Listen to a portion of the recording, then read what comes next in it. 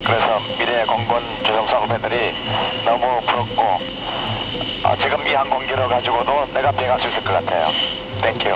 한마디로 요약하면 상상한 이상이다.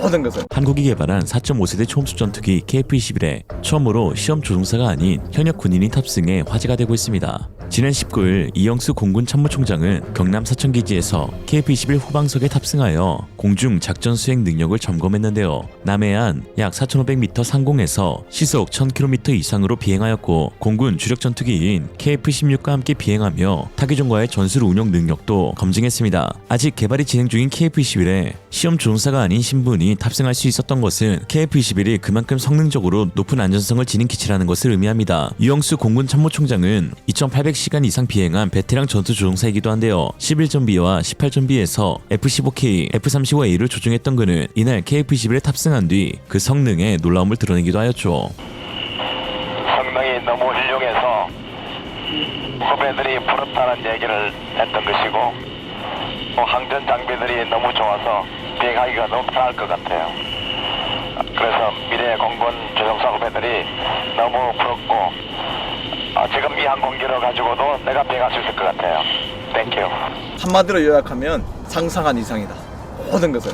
실질적으로 조종사가 원하는 대로 항공기가 움직이고 원하는 만큼의 파워 성능이 나오고 원하는 만큼의 에비오닉이 작동이 되기 때문에 앞으로는 전반적인 전장에서 이 무기 체계를 얼마만큼 잘 우리 한국 공군에 통합을 시켜서 시너지 효과를 낼 것인가, 이게 얼마나 중요할까 이런 생각을 했습니다. F-16이나 F-15의 성능을 능가하고 거의 F-35에 견줄 만한 그런 모든 능력을 가지고 있다라고 제가 확신을 했습니다. KF-21은 2022년 7월 19일 최초 비행에 성공한 이후 지난해 11월 29일에는 무사고 1000회 비행을 달성했으며 이제 전력 배치까지 약 1년 남짓 남은 상황에서 추가 1000회의 시험 비행을 진행할 예정입니다. 벌써 1년밖에 남지 않았다니 대단한 개발 속도네요. 이 총장의 발언처럼 차원이 다른 명품 전투기인 KF-21, KF-21의 수려한 외관과 함께 뛰어난 성능을 잠시 한번 살펴보시죠.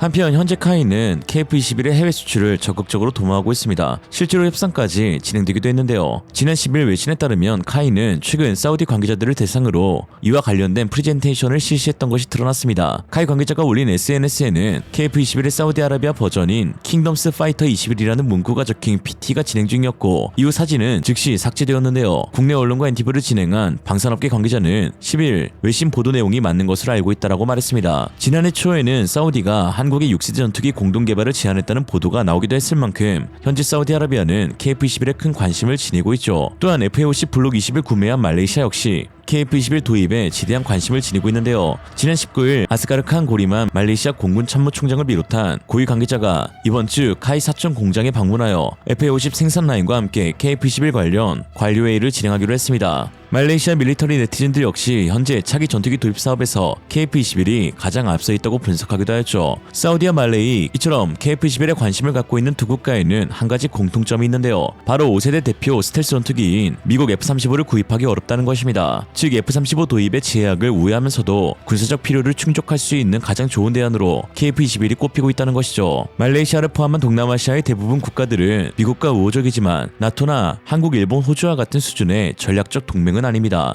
이에 기술 보안 문제로 인해 미국의 전략 자산인 스텔스기 도입이 쉽지 않은데요. 또한 F-35의 높은 구매 및 유지 비용을 감당할 수 있어야 하는데 이 역시 동남아 국가들에겐 부담되기도 하죠. 사우디의 경우는 재정적인 문제는 없지만 정치적인 문제로 인해 도입이 어려운 케이스입니다. 미국은 1970년대부터 이스라엘의 QM이 질적 군사 우위를 보장해주고 있는데요. 쉽게 말해 이스라엘이 중동 내 가장 강력한 군사력을 지닌 국가가 되도록 미국이 보장해주고 있다는 것입니다. 여기에는 F-35, 사드, SM-6와 같은 첨단 무기들이 포함되어 있죠. 현재 이스라엘은 F-35I를 50대 이상 보유하고 있으면서도 UAE나 사우디가 F-35를 도입하려고 하면 즉각적으로 반대하고 있습니다. 또한 트럼프 대통령 취임 이후 미국과 이스라엘의 안보 관계는 가자지구 점령 계획, 정착민 제재 해제, 아브라함 협정 확대, 이란 강경책 등 더욱 뚜렷해지고 있는데요. 트럼프의 아메리카 퍼스트는 중동에서의 철수를 의미하기보다는 이스라엘을 통해 이란을 억제하고 미국의 패권을 유지하는 방식으로 구현되기 때문입니다. 특히 지난 4일 트럼프와 이스라엘 네타냐후 총리의 만남에서 트럼프 대통령은 네타냐후의 의자를 빼주는 행동을 취했는데 트럼프가 국가 간 정상회의에서 이런 모습을 보인 것은 처음 있는 일이었습니다. 그동안 무례하다 싶을 정도로 기싸움을 즐기는 트럼프였는데 네타냐후에게만큼은 마치 의리된 모습을 보이면서 놀라움을 주었죠. 이에 네티즌들은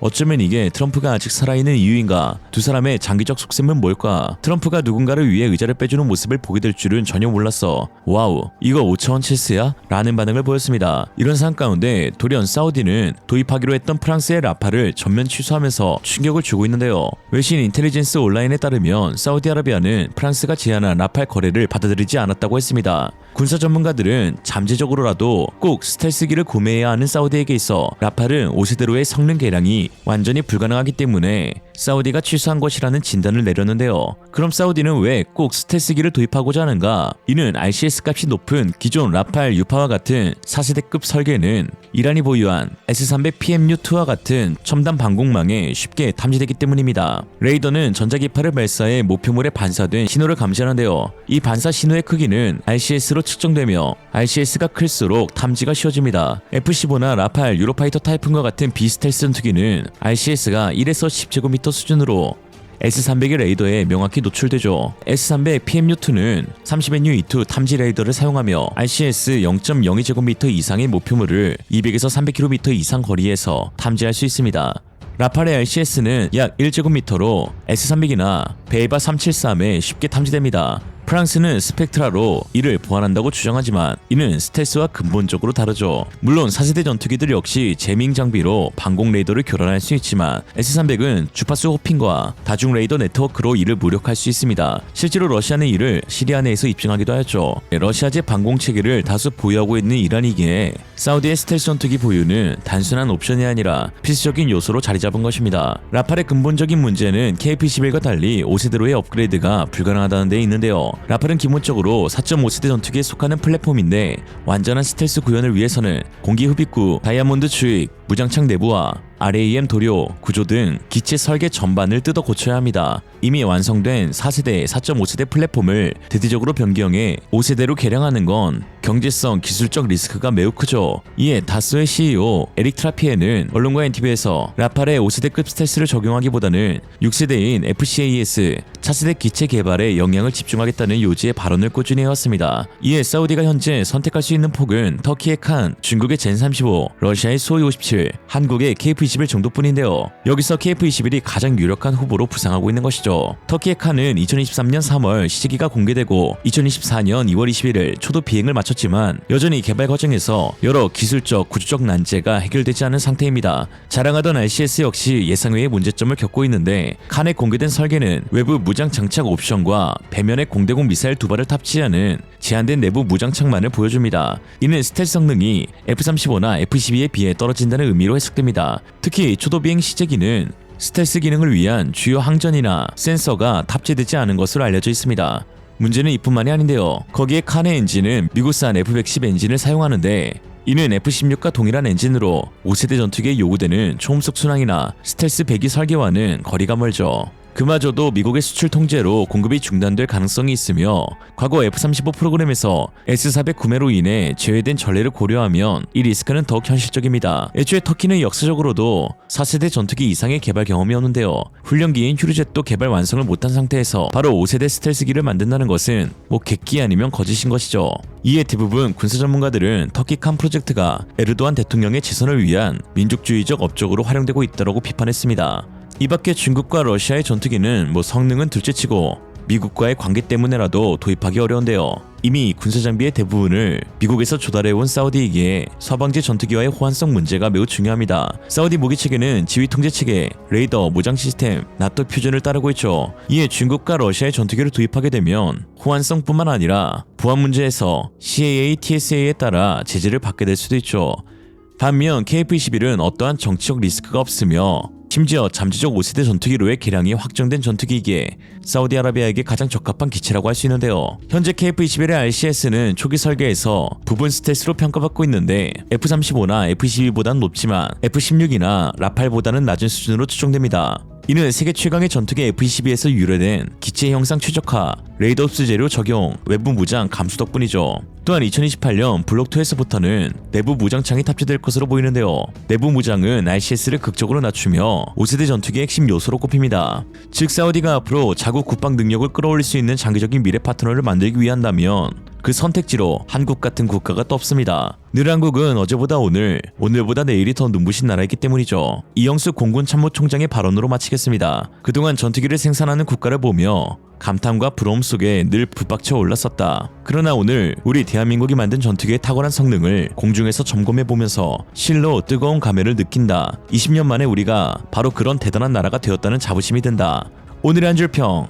대안이 없다고? 대안이 있잖아. 이생으로 리얼리즘이었습니다. 여러분의 생각은 어떠신가요? 현명하고 지혜로운 여러분의 의견을 지금 댓글에 남겨주세요. 감사합니다.